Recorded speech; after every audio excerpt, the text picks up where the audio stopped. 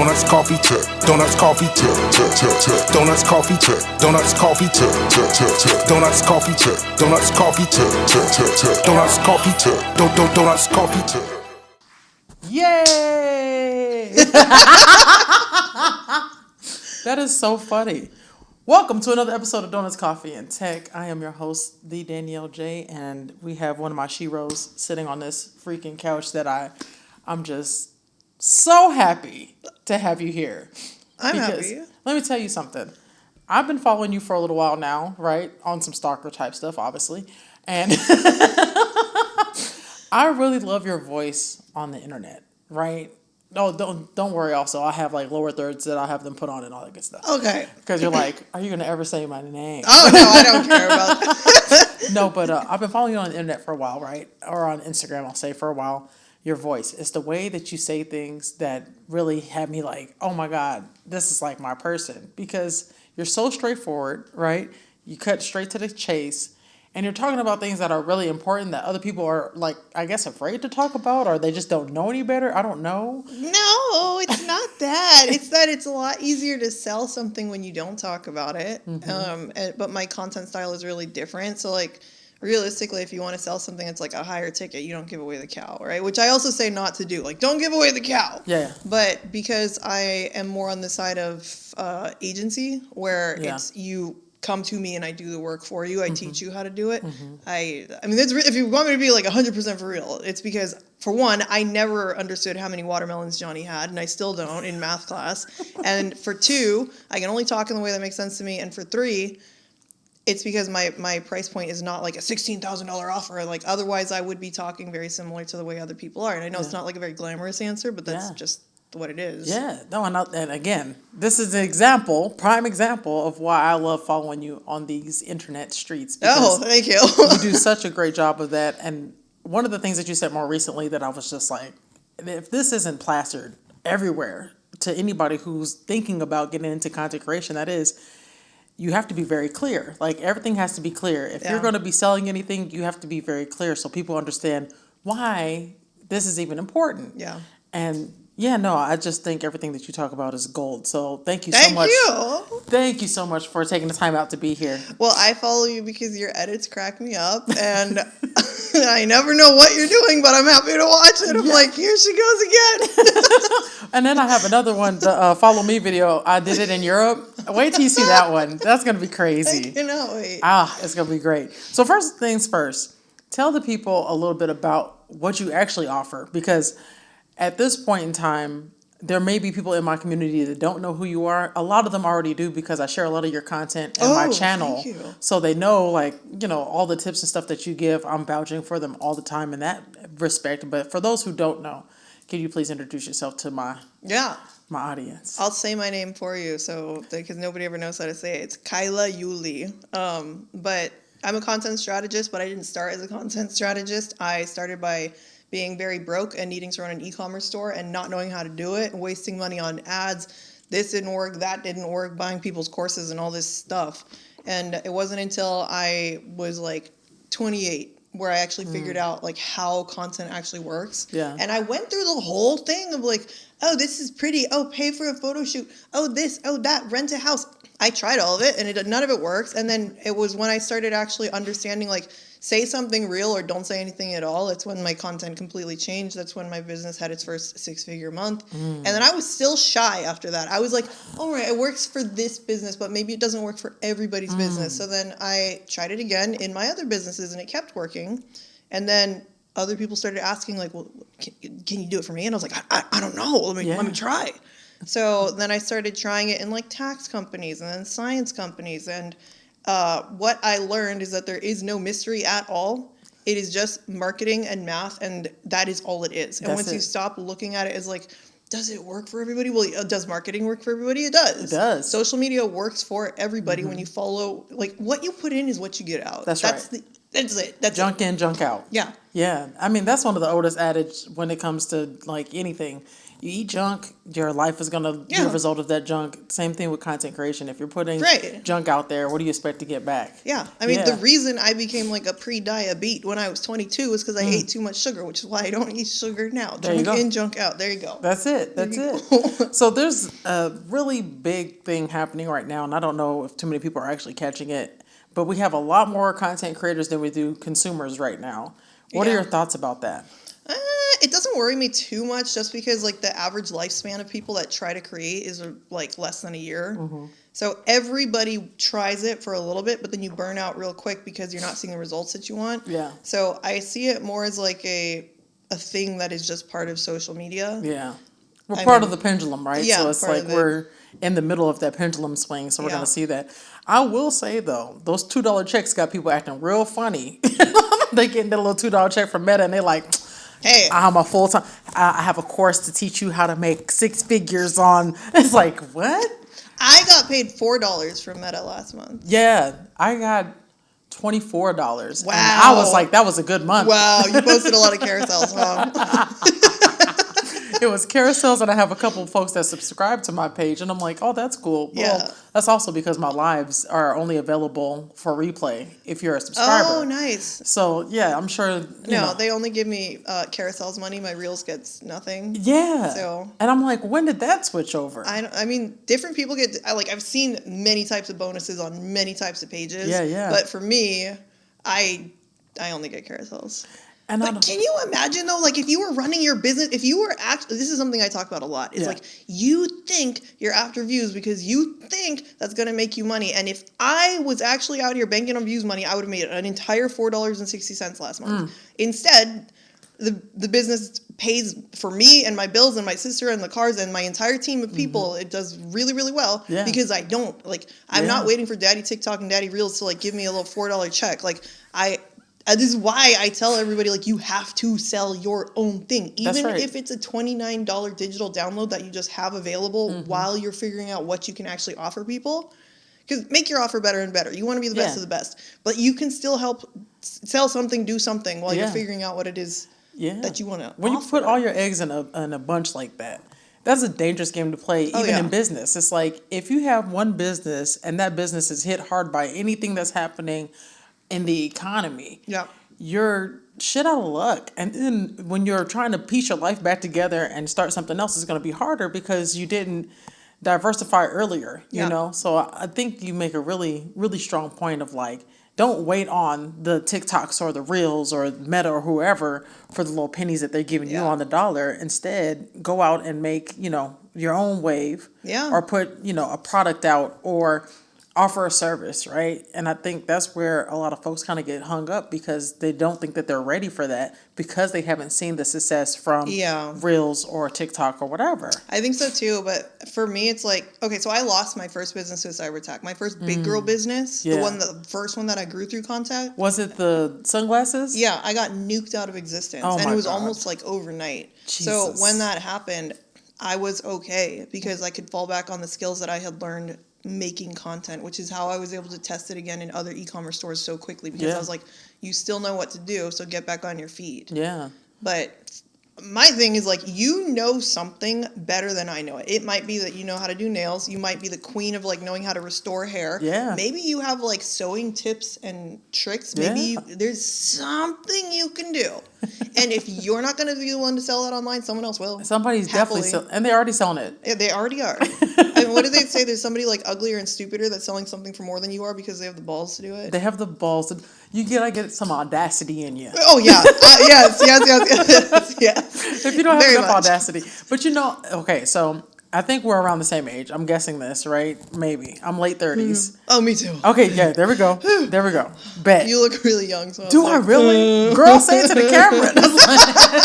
We need that documented. No, thank you. But I think we're the last of the Mohicans when it comes to, like, really liking to take risks. That's how I know we're both late 30s because nobody younger than us is gonna know what last of the Mohicans. Oh, bless their hearts. Go look it up. But I don't know. It's really interesting because I'll talk to some of, like, my peers that are not doing content creation or not in the creator, economy at all, and, like, they're still taking like these different types of risk. And I'm like, oh, okay, cool. You know, it's good to know that my peers are still kind of like doing that. It is very rare to find like the people who are taking the big risk. Yeah. But at least they're taking like these small risks. People are really afraid. And I don't know what it is about like this.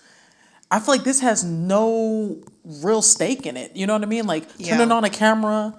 What, people gonna talk crazy to you in the comment section? Like, is that the stake? Is that it? I mean, I've been called a man on the internet since 2005. You can't tell me nothing that I haven't already heard. Oh, I know. I have one guy, Tony the plumber, likes to follow me around to all of my platforms and say, you have a bowling ball head. Like, he's been doing it for years, and I haven't blocked him because I'm like, if this is part of your day, okay. Hey, who am I to take away the thing that brings you joy, right? But how would you, like, what would you tell someone if they're running into this roadblock and they're just afraid to take the leap? Like, what's something that you would say to encourage them? Yeah, I think the nice part of me would say, like, hey, keep doing what you're doing, and you know what the end result is. A year from now, you know you're going to be still scared and still stuck, and somebody else made $1 million and you didn't. But the mean part of me is, like, get over yourself. Like, come on. And the reason I feel entitled to say that is because when I was like 15, I was incredibly shy. I was like the kid that was so shy, I didn't want to stand up at a birthday party and walk in case I might fall and trip on my skirt and blah. Oh, wow. I was painfully shy. You was like teen rom-com shy. Oh, yeah. I was like embarrassingly shy. And then I was like telling somebody like from like, I'm shy. And she just looked at me and she was like, nobody's thinking about you, like, get over it. And then she walked away, and I was like, of all the things that have happened in my life, I think that's one of the most valuable things, because I was like, right. And that changed. Correct. Somehow, that little thing changed my entire approach to life, and I was like, you know what? Yeah, you're right. And then I was able to, like, muster up the courage to, like, be the person that I am now. Like, you look at me and people, oh, you're so confident. Oh, my God, you should have seen me before. So, like, I'll be nice and I'll tell you 1 or 2 times, like, babe, let's go. Like, there's other people doing big, bad things in the world and you're not. Why? Because you're afraid of the camera going to look at you. Like, but then I'm going to get over that real fast. I'm going to be like, do it or don't. That's it. Why are you so obsessed with yourself? Like, oh, you don't like your hair, how it looks in that? Okay, pick a different angle. It's not like it's not film. Delete it and do it again. Yeah, and also, who cares? Who cares? Who actually cares? Some of my best videos was back when I was getting out the mud. You hear me? Yeah. There was no this is the polished version of somebody who did the work already. Yeah. And figured out, okay, if I don't like how I look on camera, let me learn how to do my makeup, or let me figure out what hairstyle I like on myself, or how, you know, clothing wise, what do I think, you know, looks better on camera. Like, I did that work already. Yeah. So I remember one time, bless her heart, this woman that has known me since I was a baby, she hits me up and she's like, you know what I really like about you? You don't give a damn about how you look on camera. But the way she said it, she was like, your hair don't be done. Who knows if you even brush your teeth today? I'm like, damn. I mean, it comes from a really genuine place, because she was like, you know, saying, you know, that confidence, right? And at the time, I was still kind of working on the confidence part. So I was like, ooh, girl, we might need to do something with ourselves before we turn on that camera. Yeah. Right?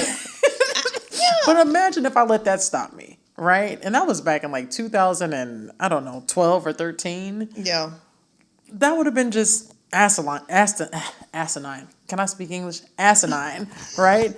But I feel you. It's like, either shit or get off the pot. Either you're gonna do it or not. Yeah, do it or don't. Like, you can't be complaining about it for like 1.5 years, 2 years. Or we got a better one for you. Instagram's been around for, 14 years now? Mm-hmm. The same excuse you had 14 years ago to not do it, you have the same excuse right now. And guess what? You can still delete footage you don't like. Nothing has changed. Nothing. So, do it. I think also because the rhetoric of like the internet is forever, you don't want to put something out that you're going to regret later on. Listen, if it's not a boob pic, right? I literally tweeted my boobs on accident. No. On accident. We're talking about raw nipple and everything. No. It was just a whole boob. I've never admitted to this on camera, so y'all don't take this and try to go find it because it's already gone. Okay, good. Listen, I was a hacker first, so I figured out how to get rid of that off of the server. Got a cease and desist letter from Twitter because I was in their back end. They was like, oh, who is that? Cease and desist. Anyway, literally went to text this man that I was dating a picture of my boobs, girl. Accidentally texted it to Twitter because this is like the first smartphones. So, it was easy to mess up on those phones. It wasn't like, oh, I clicked on the app and then you had to upload directly through the app, Yeah. You could actually like text it over. Yeah. Yeah, no, I texted it over. 5 people hit me up. Girl, did you know? I'm like, oh my God. It was up for maybe like 10 minutes. I deleted it off of there and then I went back in and deleted all the metadata and all that stuff like that. But listen, if you're not accidentally sending your boobs to the internet, I don't want to hear that shit. I don't want to hear nothing about, I don't be liking how I look on camera. I don't want to hear it. Nothing. Even if you do accidentally send your boobs to the internet, a boob is a boob. But like there's worse things. I'm sitting in front of a boob right now. In front of a boob. Like you could live down accidentally tweeting out a boob. Yeah. As long as you're not bent over. As long as it's not the full extent, right? OnlyFans before OnlyFans. As long as it's not that, we're good. There was this old Google something. I think it was called Google Plus or something like that. And are you talking about the social media network that Google came out with? Yeah, I remember. Long time ago. And I remember, like, none of us really knew what it was. And my friend thought it was, like, a storage app for, like, she thought it was, like, a Google Drive type of thing. Oh, and she was uploading all of her nudes onto that. And she didn't know it was public. And her mother saw it. And she texted me, and she was like, could you please ask her to take those down? I'm like... Do I want to admit that I know that it's up there? Probably not. But dang. Yeah. Now, that's embarrassing. I'm not going to hold you. If I had all my nudes somewhere that I thought was a private storage, it would be really hard to come back from that. And she's fine. Yeah. She's completely fine. I love it. Yeah. See, I'm going to use her as an example to the people who tell me that they don't want to get in front of a camera. It's like, look now, there was a whole woman that had her nudes out here. Your FBI agency sees everything you're doing anyway, so who are you hiding from for real? Once that Patriot Act got passed, it was a wrap for everything. Everything's tapped. These lights is tapped. Exactly. Everything is tapped. Exactly. They're listening in. That is so wild. Okay, so there's a couple of things that are happening in these internet streets. Did you see? I'm going to go into Do Not Disturb real quick because I am disturbed. Oh, okay. No worries. These I probably should do the same. Can I remember how to go not do airplane mode works, I guess. Okay. Yeah. Yeah. Oh, she said, I'm disturbed. Throw the phone down. Stop disturbing me. Okay, so did you see that Instagram is rolling out the ability to add your affiliate links to your Reels? Oh. So they just announced this last week. The actual rollout is happening slowly. You know how they do it, like, over a course of a few intervals or whatever. Do you think that this will empower people to create more Reels, or do you think that they're up to something else a little bit more suspicious? Because I'm for the conspiracy theory if you have any.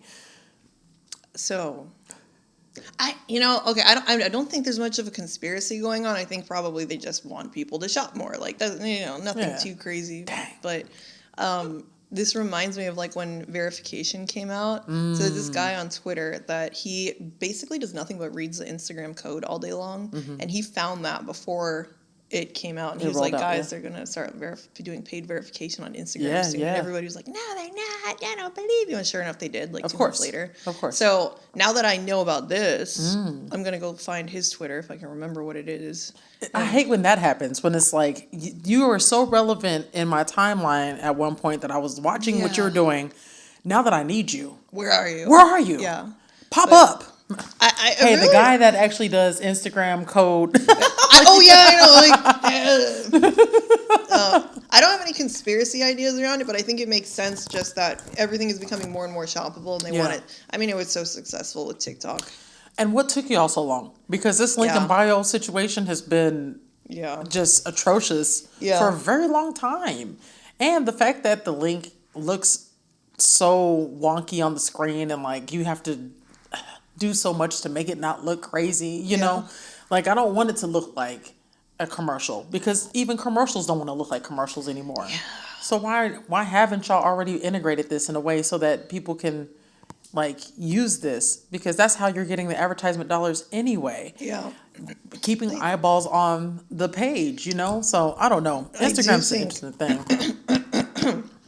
I do think there's going to be a lot of opportunity there Yeah. because if it rolls out anyway, anything similar to like TikTok Shop and TikTok affiliates, man, that changed people's entire lives. Man. And overnight almost. Yeah. So people who are serious about it, I think they can stand to make a lot of money doing something with that. Absolutely. And then Instagram was, well, there was, of course, there's murmurs all the time, but there was whispers of Instagram actually charging people who just use Instagram so that they don't see as many ads. Because I don't know if you've noticed, like, every 2 swipes is an ad. Yeah. And then they do, like, 4 ad stacks. And I'm just like, child, I'm added out. Like, especially during holidays when you're like on like a 7 to 12 ratio, it's like 7 ads per 12 posts. Yeah. Man, that fatigues me so bad. Yeah. TikTok is the same way. I'm like, I can't spend time on TikTok anymore because it's like ads after ads after ads after Medicube. Like, seriously. No, I've had enough.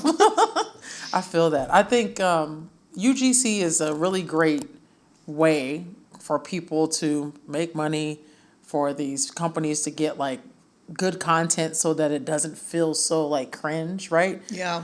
But I really hate this thing that happens with marketing where they like get a hold of something and they just drag it all the way the hell out. Like UGC right now is getting on my damn nerves. Yeah. Like I'm so over it. Yeah. What are your thoughts? I mean, I love UGC as like a separate revenue channel for a lot of people, especially if you're already out here making content for yourself and it takes you an extra 5 minutes to make a clip for somebody else. Yeah. I use UGC really heavily in my businesses too, but I completely agree with you. The second people start to sniff out that it's an ad, they're being advertised to, then it completely is going to kill your performance. So like with the UGC stuff, it doesn't make any kind of sense to me that you hire a creator to do your UGC and then give them like a bland, generic, horrible, cringy script that no one wants to watch. This is something that I think brands need to let up a little bit and let creators actually create, because it does not make any sense for you to be like, you are the one for me, and then give them now you gave them the script they don't want to post on their own page. It's not something they can be proud of. They don't want to put that in their portfolio. There's no soul left in it, so that you're not going to get clicks and they get nothing. All that happened in that is that money changed hands. That's it. Nobody's happy. Yeah. And it comes off as inauthentic. It's really corny. So why are you out here looking for UGC creators if you're not going to trust them a little bit with the process that you're putting in front of them? For sure. Or brand collaborations for that matter too. Like same. Like, because at that point you might as well just hire actors. Yeah.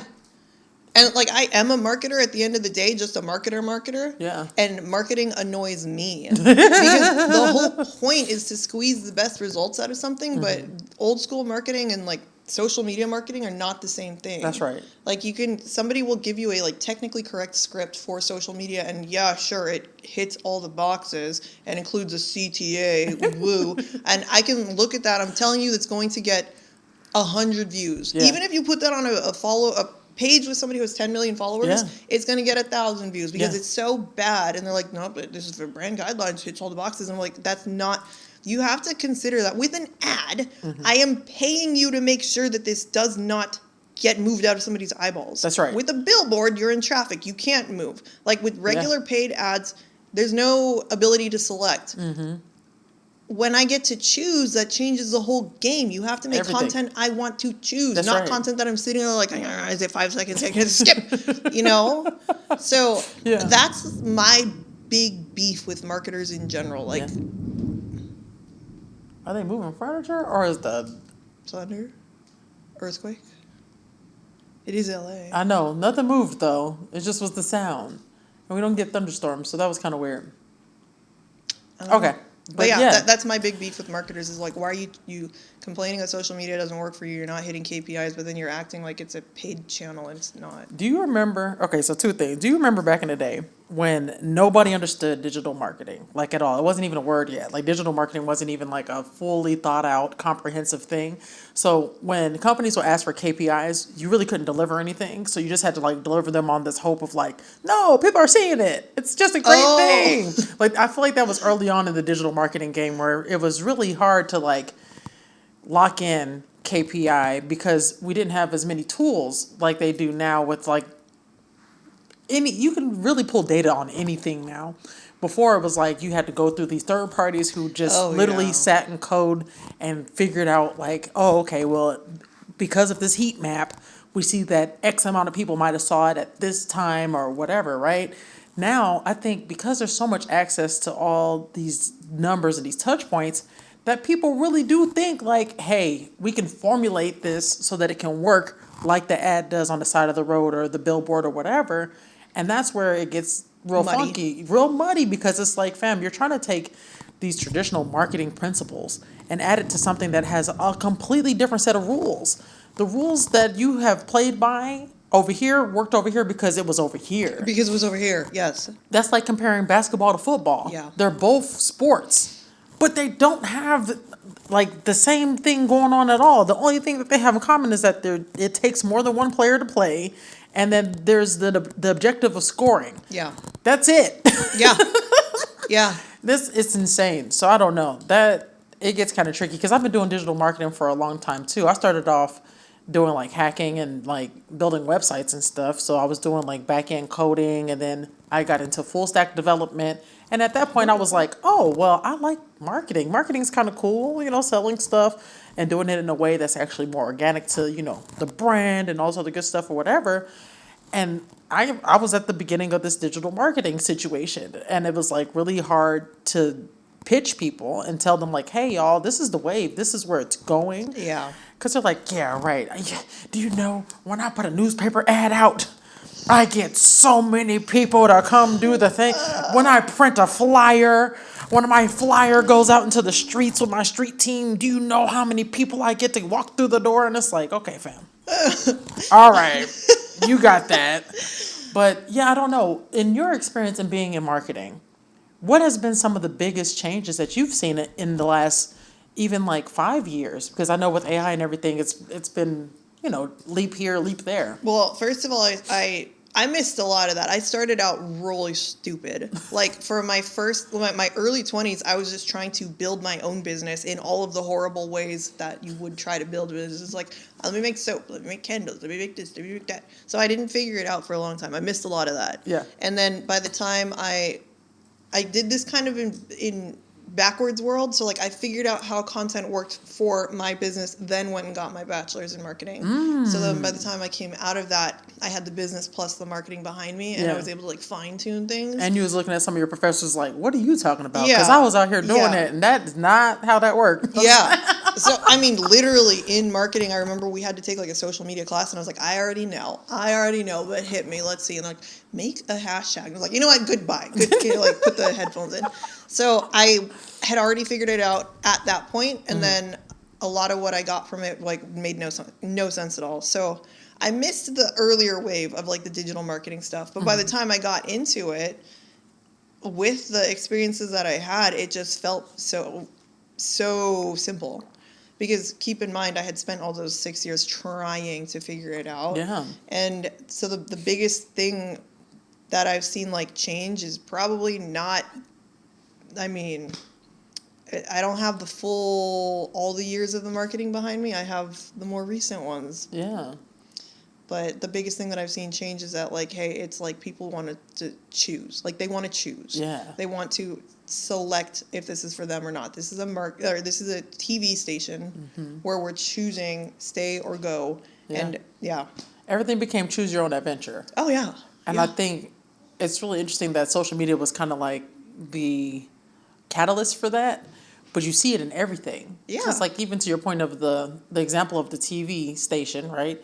Netflix, being able to choose what show you're going to watch today. That wasn't a thing. Like, you used to have to watch whatever the hell was coming on and what was coming on next, Yes. And you had to sit in your butt in that chair because your show was coming on at 8 o'clock. Yeah. And that was like, that was the programming, But now, when I can just literally go watch the first Ghostbuster movie, which they just put on Netflix, which is one of my favorite movies of all time. I can go watch that.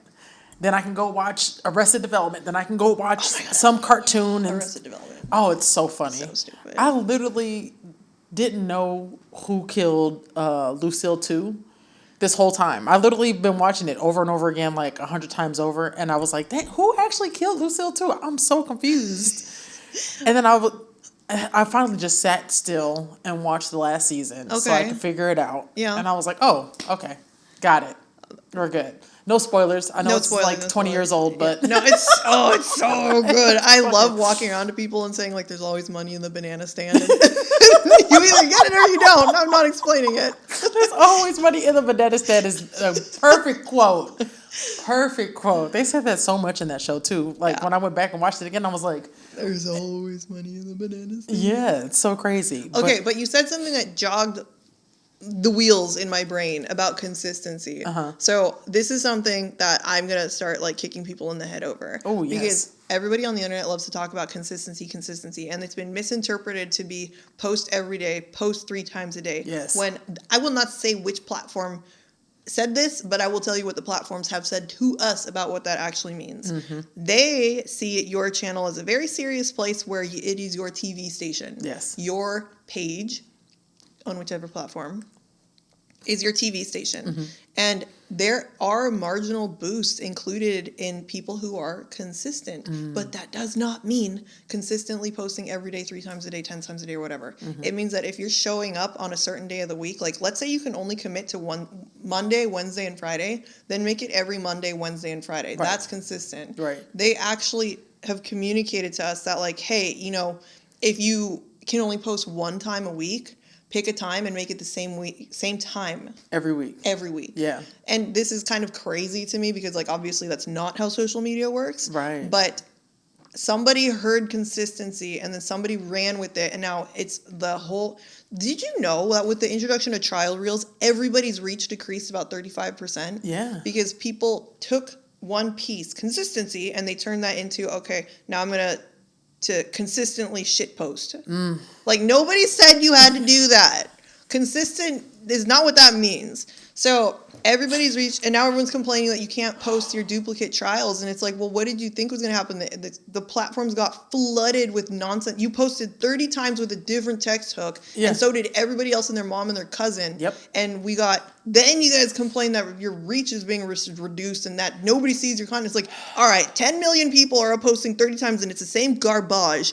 Like, a little bit of logic, please. And I guess I'm not that smart, but even I can see this. You know what I mean? Like, what did you think was going to happen? Yeah, and that pisses me off because I'm like, y'all messed up a really good thing. Trial reels was so good because it's like everybody complained about, oh, well, my followers aren't seeing my content, right? Like that was the original complaint. Yeah. Okay, bet. We're going to create something so that you can see that we're not doing that on purpose. Yes. But it's happening naturally with the evolution of the algorithm and the evolution of our audience, right? Okay, bet. Trial reels.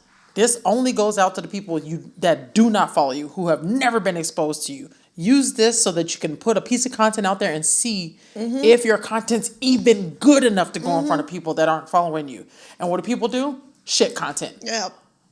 17 times over. And then on top, now the complaint is my trials don't get any reels or now trials are going away. Why are you saying? First you complain that only your followers saw it, and then not enough of your followers saw it, and then you're shadow banning me, and then like every single thing. I hate when people talk about shadow ban. I'm like, shut up. You guys didn't even care about the outside until you were made aware of trials, and now suddenly that trials are going away. It's the Instagram hates to see you win. It's like folks are gonna find a way.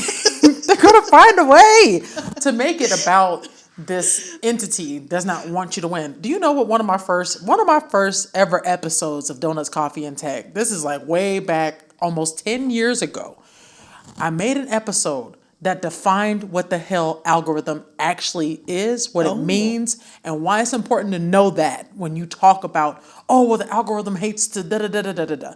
Because in the sense of coding and just even algorithm, what it actually is the priority of the application. Every application has a different priority. And the good news is they all put it out there. Yeah. They all say, hey, we're rolling out Instagram TV. This is where our focus is.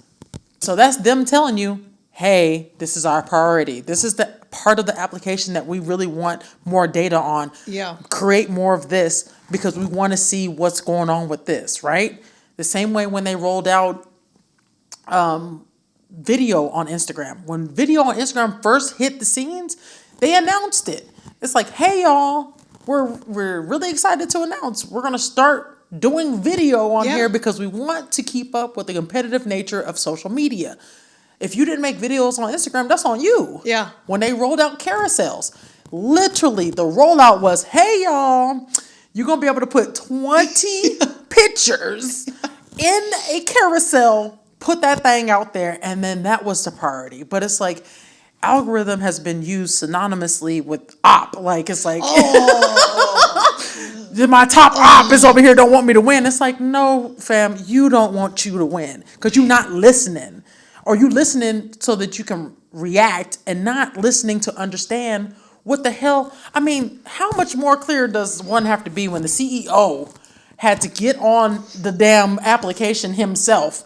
He's literally like begging people, hey, y'all, can you please stop doing X, Y, and Z? Because it's that's not what we care about for real. And no, we're not shadow banning you. And people are like, well, yes, you are because my content's not hidden. Boy, your shit sucks. Yeah. It ain't been good in a long time. The 2 things that went viral on your page went viral because those 2 things at the time you put them out was popping. Yeah. But you're not popping anymore. Oh my God. Okay. So the interest-based algorithm, the best algorithm of all time. Like it is actually the easiest time to grow, and it gets easier and easier and easier every single cycle. Like it's way easier to grow now than it's ever been, and it's easier now than it was last 6 months ago and a year before that. And as these algorithms understand better who to serve your content to, the easier it gets. Yes. So I love the interest-based algorithm, and it chaps my ass when I go online and I see somebody with like 3 million followers and they're just like, it's just I'm shadow banned because of this and this. And it's like, actually, you came online in a time when saturation was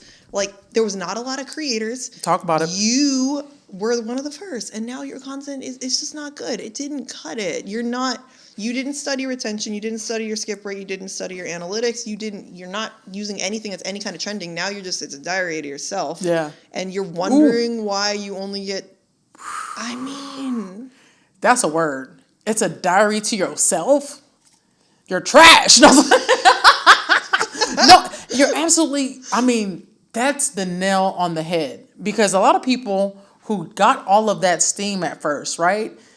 They're making the same content from 2007, 2008, 2009. And it's like, yo, not only has the economy of content creation changed, but the audience has evolved. Yeah. Those same people that were probably like 19, 20 years old that was loving that content in 2008, they grown. They got kids now. Their interests have shifted. Yeah. Everything has changed. Yeah. So if you're going to stay the same and be in that pocket, kind of expect to be in that pocket. Yeah, the one I see people get stuck in the most is once they hit around like 50 to 60,000 followers. That's like the biggest sticky point for creators. Like even the ones who understand content like pretty easy and they got their 10, their 20, their 30 relatively quickly, they get stuck in that 50 and 60 range because at this point you understand what your audience likes enough to make sure your views stay good within that group. But because we're in an SEO and interest-based algorithm, you are unfamiliar with how to take that outside. So all your content goes to the same people over and over and over and over. And how are you going to grow if all your content is going inside? So it's insular at that point. Yeah. But then they get caught in a loop where they're at this point scared to give up the foothold that they do have because they know what does work. And they're afraid if I go too far outside, I might lose what I do have. So that's like the worst place that I've seen people get stuck at. Yeah. It's like just enough to be successful. And then that's where you have to remember, like with business, with content, with everything, what got you here is not going to get you there. That's right. So that's a whole different place. Yeah. I can't put gas in my car, enough gas in my car to get to San Francisco and expect that to get me to New York City. Right. It's not going to work. Yeah. So now, what do? You got to gas up somewhere else in the middle of the freaking, United States so that you can keep the party going. And that's different gasoline. Yeah. I'm just saying. That's crazy. So, okay. Other part of this that I really wanted to talk to you about, because I feel like you have a very strong community in your in your spaces, right? Like, I'm a part of that community, and I take great pride. And I love you being there. Let me tell you, I take great pride in being a part of your community, girl. And I'll be looking at the comments, making sure ain't nobody talking crazy, because I'm ready. I got time. Yeah, I don't really get crazy comments. I know, and I love that, because I don't want to have to cuss nobody out as somebody that's a part of your community. Yeah. I'm like, yeah. excuse me, no, go ahead and see yourself out right now. Yeah. No, okay, here we go. No, but community is so important in this, and I feel like people aren't talking about it in the right way, but I really wanted you to talk about it, because I think we have a similar kind of stance on how important community is. How important is it to actually facilitate and like build community as you're building your brand? Yeah, I mean, it's really different depending on what brand angle you're coming in at. If you're coming in from like a solopreneur kind of building as I go, the plane is in the air with one wing and all that kind of stuff, it's a different type of community where you're like taking them on the journey with you, as opposed to maybe you're entering at the space of like you already have the most gorgeous wigs that are they already cost $400. Yeah. You already want people to see you as having arrived. In that case, you're going to have a community that's more like exclusive and elite and like very clean girl type of thing. Right. Where you're charging enough that you're not taking anyone on any journey. The journey better have arrived and I'm coming to the club, right? So like there's different types of community. Yeah. But I do believe it's going to become much. Are we wearing the same bracelet? Maybe. Stop. Wow. Mine got a face on it. Oh, yours is better. Mine got a face on it, but that's crazy. Good catch. Oh my God, we're best friends. But community, it is really important, and I actually think that virality is going to become less and less important because of the interest-based algorithm. If I'm thinking about vacuum cleaners today and I go on Instagram, I'm going to get served a bunch of vacuum content, not content that of people that I follow just because I follow them. So community is going to become really important as far as making sure you're hovering around topics that are important to that community and having an opinion on it. Yeah. Something to actually say. Like, gone are the days where you're like, join my community, and it is just the community. We send out like weekly little updates where you can come join the group. That's not community at this point. That's what we had then. Yeah. Now we have like, this is the community and this is how we feel about this kind of politics. This is the community and this is how we care about these type of health conditions that are coming up. Or here's what we think about those chagachino lattes that come out. We're a coffee community and here's what we think about mud water. Like, it's going to be important to have an opinion and let your people like rally around you or have something to say. They might not agree all the time. Yeah. But as virality fades out, because virality is novelty. It was a thing, but that's we can only go so far with that. So in my opinion, it's going to be more important that if you have your 10, your 20, your 30,000 followers with a strong community, and maybe nothing ever goes viral in that community, and that's fine. Yeah, absolutely. I mean, and then on top of that, what does virality really mean to whatever your purpose is in even being in this space, right? Is virality the goal? Because if virality is your only goal, fam, you just want to be popular. And if you just want to be popular, go throw some events and like be known as the popular person. Leave the rest of this to us, the folks who actually want to build community or want to be in these spaces so that we can like have visibility or whatever, right? That's a conversation I have to have with everybody on like call number 1 is like, you have to be 100% honest with me. Do you want to go viral or do you want to build your brand? Because the approach that we take is incredibly different. If you want to go viral, I have, by the way, batting 100 for 100. If you want to go viral as an influencer and you come into MySpace, that's going to happen to you within 30 days because it's simple. It's relatable content. It's shocking facts. It's the best styling. It's very, very simple. It's very systematic. Yeah. Is it the best thing for your brand? Almost never. Never. Almost never. Because I tell you what, about 99% of those folks don't give a damn about anything that you're selling, any brand that you're a part of, none of that. They don't care about none of that. They're there for the moment. But it's good. It's great for people like, for the doctors. Like, we have a lot of doctors that want to go viral because they want to, be viral on the internet. That's fine. They make their money doing all kinds of other stuff. They don't need it. Yeah. And they love it. We had a NASA scientist, and he just wanted to go viral. Yeah. Doesn't need it. He works at NASA. He's well paid. Yeah. Okay, fine. We can do that. Yeah. We have people that just want to be like a pretty girl on the internet and just go viral. Daddy's paying for their bills. Fine.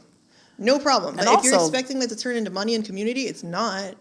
Low key, the one that's cute and try to go viral, she making sense, because if that's what you banking on is your looks, going well, viral, that could turn into it's really another type of business. You know what I mean? Yeah. Hey, But look. the other side of it, and the more important side to me, is that I have one client, her name's Tina, and she has 3,000 followers now, and she just quit her day job. So when she came to me, it was like, I want to quit my day job. Yeah. And I was like, we can do that. So she quit her day job because her business is making enough money off of her content now with 3,000 followers that she's getting paid. That's what I'm saying. It's like, that really is the difference. Like, tell me you want to go viral and I will make you viral, but is that what you really want, or you want to make money? Because if you want to make money, you're not going viral. You're not. Where you're getting community, you're getting sales, you're getting a lot lower views, but they're super targeted and people are going to pay you, but you're not getting 1 million views. Yeah. So be honest with me. Yeah. I'll be honest with you too. Listen, before they started monetizing any of these things, I was making money on the internet. Nice. So you can't tell me shit. You know what I'm saying? It's Yeah. like your client. 3,000 followers to somebody on the onset would be like, oh. Yeah. And they would turn their nose up. But the truth of the matter is, she has 3,000 and she's making money. I know people right now with hundreds of thousands that can't even break even. Yeah. And all the equipment that they've bought and all the things that they've done to try to get themselves to that part of being monetized. And it's like, because the focus isn't there, like you said. If I have 20 people that interact with this one piece of content, but they're actually interested in buying the thing, that's 20 people at whatever your price point is, you're already in the green. Like, you're good, you know? And it's just like, shifting that mindset is really hard, because I think a lot of people have their assumptions of what it means to make money on the internet, right? And I don't know how to shake these folks up, because I get at least 5 DMs a day that's like, hey, can you help me with my business? And it's like, sure, but what do you want to do? Yes. Well, that's why I come back to, like, social media is just marketing and math. Yeah. Because if only 1,000 people saw you today, and what percentage of them wanted to buy something? Because that's the problem solved right there. That's it. Like, basic math. Yeah, basic math. That is it. If you're posting once a day, I mean, obviously I am a reach strategist, so I want you to get a lot of views, targeted views. I want that for you in volume. Yeah. But also I want you to get paid more than I want you to just have 1 million views for no reason. So also, you get paid, I get paid. you get paid, I get paid. So exactly. we're working hand in hand. Yeah, like we all, like, I'm not gonna lie, we all love seeing the double digits and we all love seeing the big numbers, and it makes us feel good. Yeah. But it only feels good for so long when you realize that, you know, like, okay, I posted something about being Dutch Indonesian recently. I knew it wasn't gonna get any sales, but I also felt like fighting with people on the internet.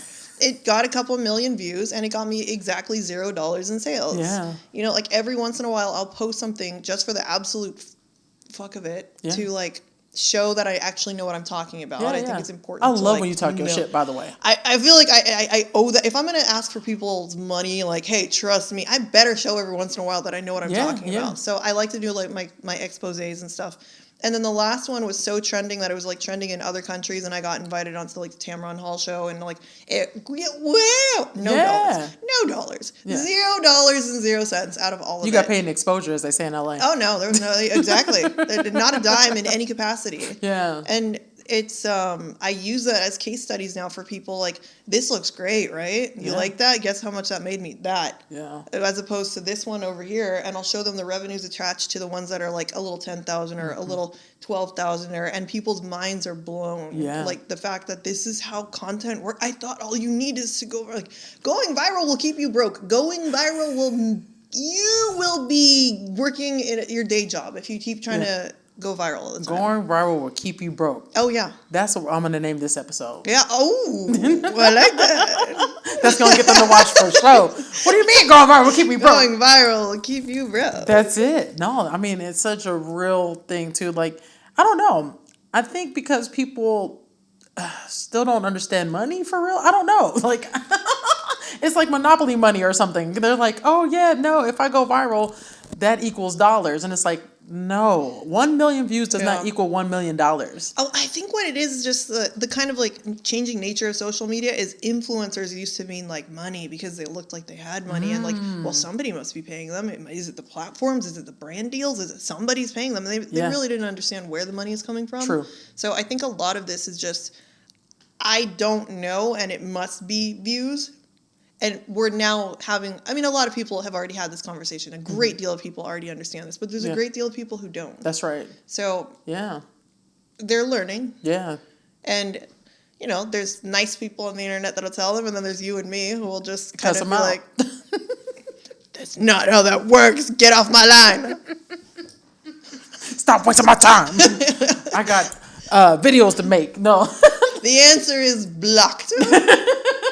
I love that. So the other part of this I wanted to talk to you about, since I have you here, is the creator economy as a whole, right? And it's constantly changing and it's moving in like a couple of different directions.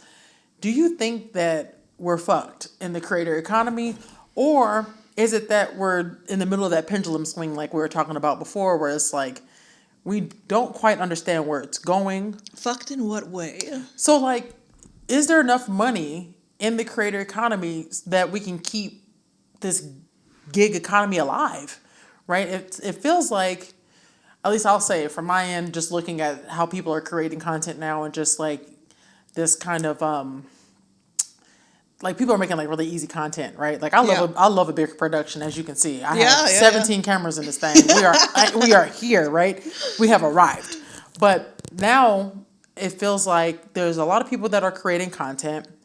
The brand deals aren't as like good as they used to be, because they're like splicing them up between 100 content creators.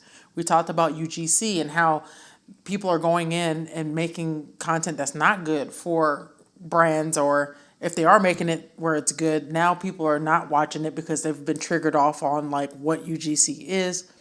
It makes me wonder, how much longer are we going to be able to sustain a creator economy if we have all these factors that are kind of like ripping it apart, right? Yeah. What are your thoughts? My thoughts are just that it is just a marketing channel. And this is going to be kind of an unhinged thought, so I'll try to stitch it together in a way that makes sense. I'm not relying, like I said earlier, on Daddy TikTok or Daddy Reels or Daddy anybody to sponsor me, give me a brand deal. You are the sugar or daddy anything. in this. I need to be my own sugar daddy, and I think everybody does too. So the question being, is there enough money? I think there absolutely is, when you are the brand selling a real thing that people care about and that can actually help people. I think if you're getting any, like, you know, this question, we wouldn't have this question, is like, do you think there's enough money for all the nail techs in the world to make money? Oh, sure, of course. There's lots of fingers, aren't there? Like, yeah, we wouldn't, but it feels a little bit more complicated because we're dealing with the internet and we're on it for so long, our exposure to it, and there's influencer, and I understand the feeling like we might be running out of money in that area. But to me, if you look at under the lens of like different brand, different person, different offer, different everything, it's just business being done a different way. That's just my opinion on it. And then on top of that, we only have like a finite amount of social media platforms too. So I want to see people create more social media platforms that are more geared towards interests, right? So I want to see people selling more of their own things. So, like, I guess the real answer to the question you asked about, is the money running out there, is like, if you're just a creator, just an influencer, and not just, but you, for the sake of the conversation, if you're just doing that and you're not building your own anything, sure, there's going to be a point where you are no longer, you don't fit the marketing brief, or you don't fit this, you don't fit that, or some other girl came along and took your spot. So I think the money runs out when you don't fit what is being fitted around. That's fair. I mean, and that's with anything though, right? It's like, you can outgrow a job. Yeah, right. If you can outgrow a job, then fam, you can outgrow this too. And influencer budgets shrunk down to like 30% of what they were last year too. So like, you see so many people talking about like, I made $1 million in 2023, and then I made 16,000 in 2024 or whatever. Yeah. And like, that's very, very real. Like, we saw a couple of deals go from like 6-figure offers all the way down to like $2,000 for a post, because people aren't seeing the value of just being viral. Because here we are again, back to virality. A lot of those offers were made in the wild, wild west days of go viral, thinking that meant something, and realizing like, oh, you mean to tell me I could pay 20 micro influencers each $1,000 and get more bang for my buck than spending $250,000 with you for less of an ROI? And then that That changes the whole game. Yeah. Yeah. Now we're playing a different game altogether. Yeah. So I think your question makes a lot of sense, and I think there's multiple answers in like many different ways. Yeah. Yeah. What constitutes as a micro influencer now? Like in this day and age, in 2026? 10,000. Okay. Yeah, or less. Yeah. Technically. Because let me tell you, I saw this thing in 2022 that said 50,000 was a micro influencer. I saw that. And I was like, I saw that. in what reality? Like if I had an arena and I brought 50,000 people out, you better kiss my ass and write me a really fat check. I got a good one for you. Uh-oh. There's a big creator, big coach on Instagram. One of the big ones. I ain't saying his name. Did I maybe purchase his package to see what all was going on in there? Absolutely. Love that. We do market research. Okay, we do. He has his own definition of viral. So people just make up whatever they want to make up whatever they want. So in this program, the definition of viral is 10 times bigger than your average. So if you post something with 10, you get 10 views, and then you post something else and you get 100, that's considered your viral. Ciao, I can't. And if you post something with 1,000, you normally get 1,000, and you got 10,000. That's 10 times more than your regular views. That's your viral. And they have redefined viral in his group as 10 times more than what you normally get. This is the fucking Just problem. to like suck your own butt, I guess. Yeah, okay. So this is the problem. Things have definitions, okay? When you start making up shit and moving the goalposts and doing all that, like, this is why things get real muddy when it comes to content creation in and of itself. Because if somebody thinks that 10,000 is viral, and they're not using it in context of this person's program, but from somebody else who regurgitated this outside of the program. Now you have all these people like, oh, well, I go viral all the time, and that's why I deserve to have a contract for 6 figures. No, honey. Yeah. There is a real life. Okay. All right. I don't know. All right. All right. But that happens a lot, though, I think, in marketing, too. Like, I know you've seen it where it's just like people just make shit up and they'll say whatever. And it's like, where did you get that? Why is that the understanding of what this is? I don't know. Because, like, okay, I'll tell you one. I made a goal right before Thanksgiving. I said, you know what? I'm done bullshitting. Let me go ahead and hit 10K. Let me just go ahead and do it. I know exactly how to do it. I'm like, I know what people like to see from me. I know, like, me being as unhinged as I am, if I can put that on video, it's going to go crazy, right? Yeah. One of the things that I saw go viral for somebody else, and it actually went viral because it had like millions of views on it, was this girl. She was going into a freezer, and then she had this prompt on the screen that said, I'm trying something different. If you follow me from this reel, I'll go on your page and like my favorite reels of yours, and I'll shoot you a follow. Okay. I said, oh, that's perfect, because it's like a follow for follow, but it's not. Because I'm going to your page and like looking at you, whatever. With the assumption that it's not going to be millions of people, right? I put a post up like that. It was my facial expressions to a wild ass story that I was hearing at the time, right? Because I just recorded it because the story was so wild. I was like, I have to get my facial expression because this is a wild ass story, right? Took that B-roll content, put the caption on top of there. Girl, it went crazy. It went crazy. And I was like, oh, okay, I can use this momentum so that I can hit that goal of 10K that I want to hit. So then my next 2 videos were me being unhinged on video. One of them was me addressing people writing me these wild messages. I don't know why people think I give a damn about their opinion about what I do. Like, I just don't understand. A lot of men, specifically men, were like, well, you know, you're getting all these followers because your titties is always out and people be trying to get to you and da-da-da-da-da. So I made a video. I said, yes, they follow me because of my titties. I don't give a fuck. Why do you think they're out?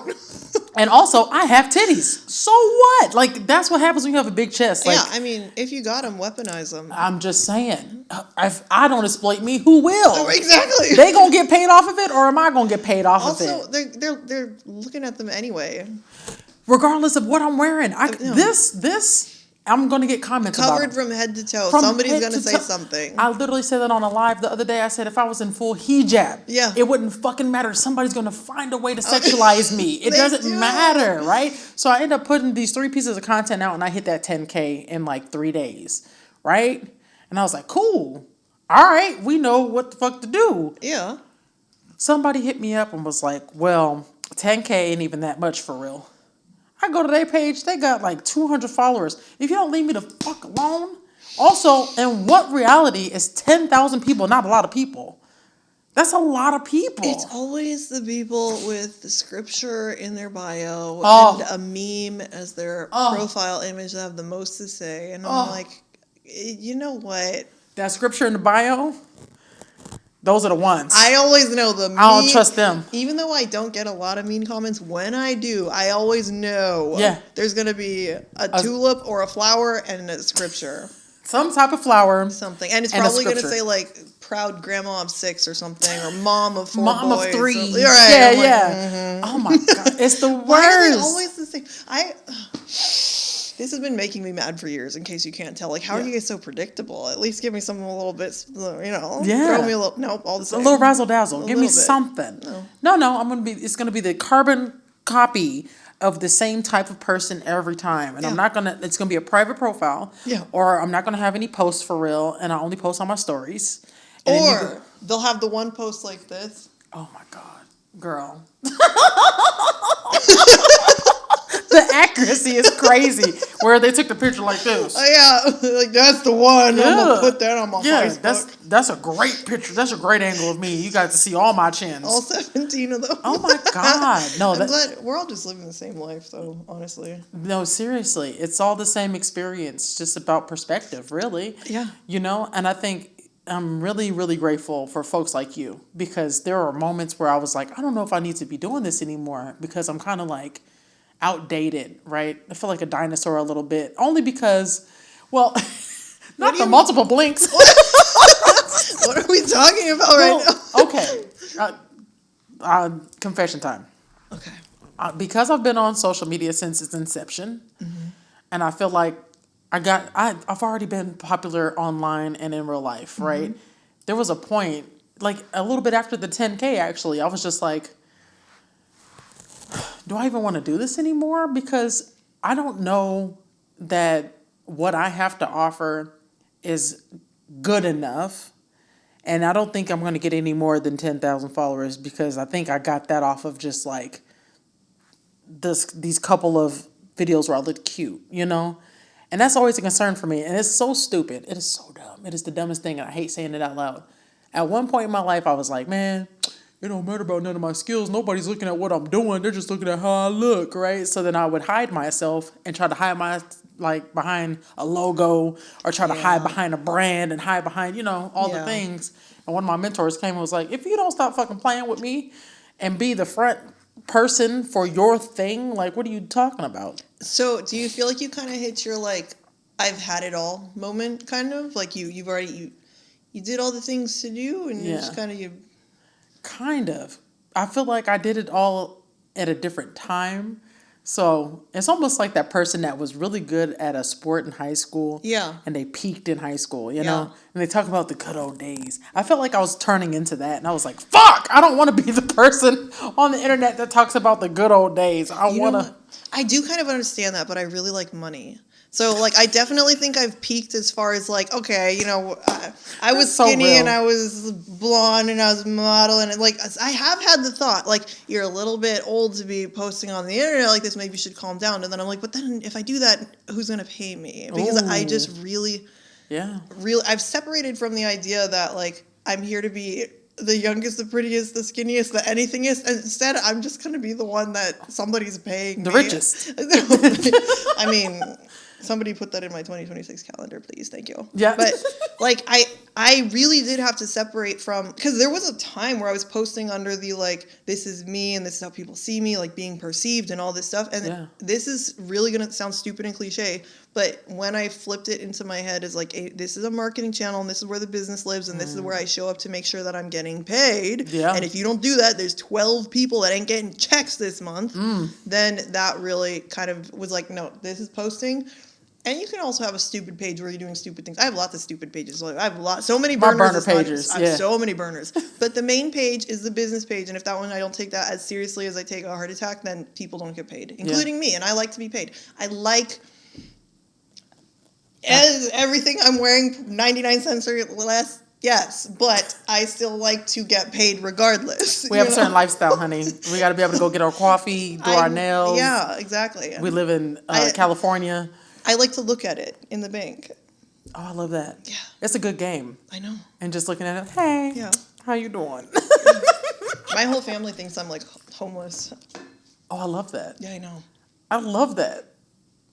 Like somebody needs money. Oh, that's cool. That's crazy. They do? Yeah. I'm so sorry. Let's pray for them. I was at my niece's birthday party and everybody was like acting so nasty. They're like, "Are you sure you can afford that?" And I was like, "I actually can't. You should probably pay for it for me." The woman has a whole ass company, employees, drives a super sick car, out here one of the baddest bitches.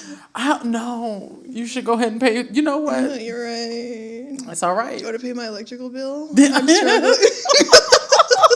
I need gas. Can you give me some gas money? This has been incredible. Thank you so much for your time. Like, I keep telling you that I'm like a huge fan of you. I am really a huge fan of yours. I'm a fan of yours too. Well, thanks. I just got to get better. I got to get consistent, as they say. But once we drop all this shit, it's a wrap. It's a wrap for you hoes. But yeah, it's going to be all right. But thank you. I really appreciate you. Are all these folks aware of your famous edit? Oh, probably half. Yeah. Half are probably, yeah. God, those make my entire life better. I'm so glad. There was a whole month where I was just waiting for those to pop up. I'm like, no, you have me dying. And one, you're like, don't you ever stop making these. I was like, oh my God, she likes them. They're so funny. I came up with it because this guy, for those of you who don't know, I do this song called Follow Me. It's an old house music track from Chicago. And I spent a lot of my childhood in Chicago because my dad's family's from Chicago. But the song used to be so hilarious to us as kids because the guy, he's like one of those folks in church that can't sing, but they always have him lead, right? Oh, yes. So he's like, take my hand. And it's just so funny. But I saw this guy, he was doing content to it, but he was doing a full dance. And I was like, okay, I'm not doing a full dance, but I do like this idea of taking this song and then just being a menace. So that's where the idea just kind of, and I'm a menace, right? It's I even had the origin story. I posted the origin story and it's me in IKEA pretending like my life is so incomplete without the glasses, right? And then I find the glasses and then I just become her, the menace, right? But yeah, no, I really like doing that because I'm a lighthearted person, and I think part of my personality that doesn't really come through my content all the time is just how silly I am. So I was like, oh, this is a good way to have something out there that shows just how goofy I am as a person. On that note, what are you posting this week? This week? Oh, I'm doing a vlog. Ooh. Yeah, I've decided I'm going to do 5 vlogs from all this content I have on my phone from Europe, Mexico City. I went to BlurredCon, which is the black, nerd conference that I went to in DC. I got my teeth whitened by this girl who does it she's phenomenal. I was like, girl. You just had them done recently? No. Oh. This is a month and a half ago. Oh, they look so good. But they look good still. So good. And I got the tooth gems from her too. So I did a vlog on that. And then I'm doing this other vlog on places that I've been to eat because, whew, child, I got to slow down. Summertime is coming. Okay. Next question. Yes. What is your long-term and short-term goal for your page? What are you trying to do with it? So long-term goal is to build a really solid community of people so that I can make 10 millionaires. I want to make 10 millionaires from the content that I post, right? And get them to go to a conference that I want to host that's for Black content creators and just content creators in general, but specifically Black content creators, that bridges the gap between the business side of content creation and the creation side of content creation. Because, there's some creative motherfuckers out there that's doing really good work. But to the point earlier, it's you're going viral, you're posting things consistently, you're doing all the stuff, and you're worried solely on the check that you're getting from Meta or Instagram or TikTok. It's baby, we could be making so much more. Yeah. You could be going on tour. You could be doing all kinds of stuff. Like, we could really fulfill your dreams. So I want to host a conference on that down the road. So my idea long term for my page is to like make 10 millionaires and then push people to that conference. That is killer. Yeah, thank you. On the short term, I really just want to put more content out. Like, that's a personal goal of mine, is to get 100 pieces out by June 2nd, because that's my birthday. And then Early happy birthday. thank you. Happy actual birthday. Thank you. But yeah, and the reason why I wanted to do that is not only to challenge myself, right? Because I'm like, girl, you got the content. Cut this shit up and put it out. But also because I know that there's so much benefit in all these different conversations I've been having with people, from the interviews that I've been doing just randomly of people. I do like a lot of man on the streets with people. Oh, yeah, yeah. And then this, where you're like sitting in a podcast setting, or like even me doing a talking head video or whatever. There's so much value in these things, and people tell me all the time they want to hear it from me, and I'm like, all right, well, then you gotta give the people what they want. I will tell you what you want to hear. By the way, I can't wait for you to start editing this and just get so annoyed by how many times I've like, because I forgot to bring chapstick. So this whole time I've just been kind of like, not the cotton mouth. You're gonna be looking at it and like, ugh. No, It's gonna it's be fine. like reverse ASMR. It's Oh gonna no, be like, look, I'll just use AI. It's fine. oh yeah. Could you just make it look like, yeah? It's gonna look just as good as the translator on Instagram. Have you seen that? Where Oh it's my like God. they're literally doing like this, and then they're talking. And it's like, Yeah. what is happening? The first time that hit my feed, I was so lost. I was Yeah. like, what is actually... And I didn't find out until later that there was like translations going on. I was like, Yeah. what? Did you do this like on purpose? I'm so confused. And the sad thing about it is now people are going to think that these are just AI videos. Oh, yeah. And not necessarily that it's been translated by AI, right? Yeah. They didn't do that whole transition properly, in my opinion. I'm like, let their Yeah, mouths weird. still do their original language. Yeah. And then have the audio just be translated. Yeah. Because, like, what difference does it make that their lips go with what's being said? We're used to voiceover content. I know, right? Like, we don't care. We don't care. I don't care if they're saying it with their mouth or if it's in a voiceover. I just want that damn recipe for that cake. That's Right. it. You know? I just want the lemon cake recipe. That's it. Oh my God, this one Italian woman that I follow on Instagram, she's so funny. What she does is she reacts to people's bad Italian recipes.